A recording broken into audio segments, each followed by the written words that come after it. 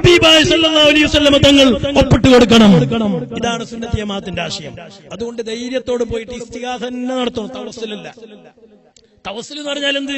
പടച്ചോനെ, ഈ വലിയന്റെ ബറക്കത്ത് കൊണ്ട് എന്റെ കടം വീട്ടി തരണേ. ഈ ഷാഉൽ ഹമീദ് തങ്ങളെ ബറക്കത്ത് കൊണ്ട് എന്റെ മോക്ക് പുതിയാപ്പിള തരണേ.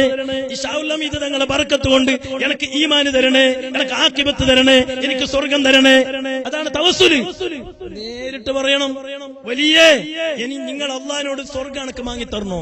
പറയാം, ഒരു പേടിയും വേണ്ട. ഓ ഷാഉൽ ഹമീദ് തങ്ങളെ, എന്റെ ഈമാന് ഭർത്തിയില്ല.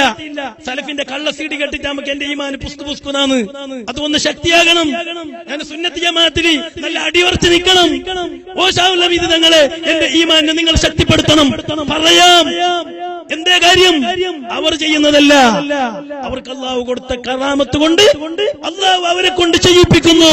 വലൗ അന്ന ഖുർആനൻ സുയ്യിറത് ബിഹിൽ ജിബാൽ ഔ ഖുത്തിയത് ബിഹിൽ അർള് ഔ കുല്ലിമ ബിഹിൽ മൗതാ ബൽ ലില്ലാഹിൽ അംറു ജമീആ.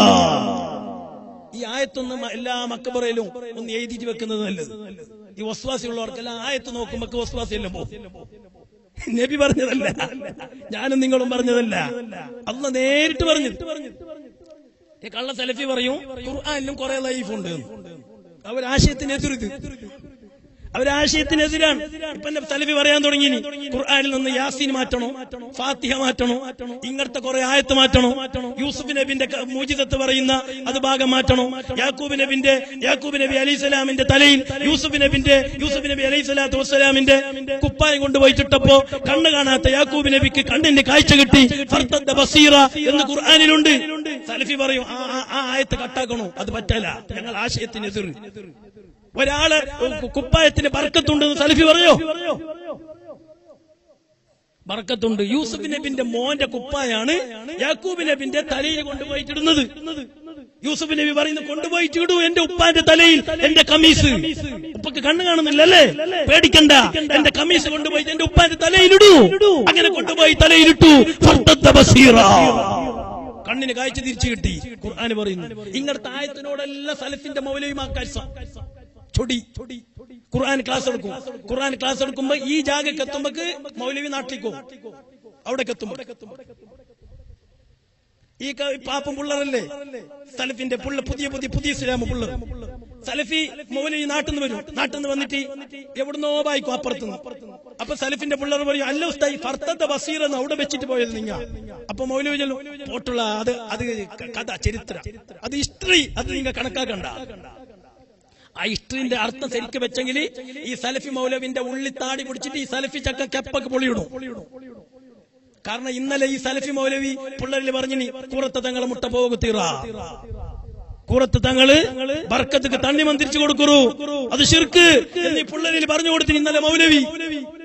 മഹാന്മാരുടെ വെള്ളത്തിന് ബർക്കത്തില്ല, മഹാന്മാരുടെ ഷർട്ടിന് ബർക്കത്തില്ല എന്ന് ഈ സലഫി മൗലവി പറഞ്ഞു കൊടുത്തിന്. ആ മൗലവി പറഞ്ഞ ആശയത്തിനെതിരാണ് ഫർതദ്ദ ബസീറ.